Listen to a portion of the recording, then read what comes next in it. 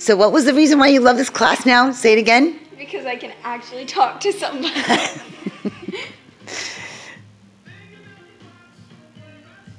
Now we're learning to do a threading the machines. You guys did it already. Now we're going to do it all over because I want to see you start from the beginning and finish in the end. Okay, got it through. You did.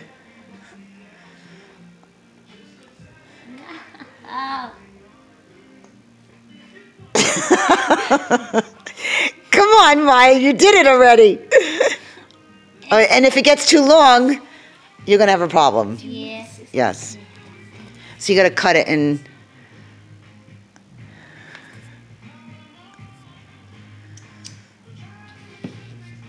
So, do you guys like your first class? Yes. Yes? Awesome.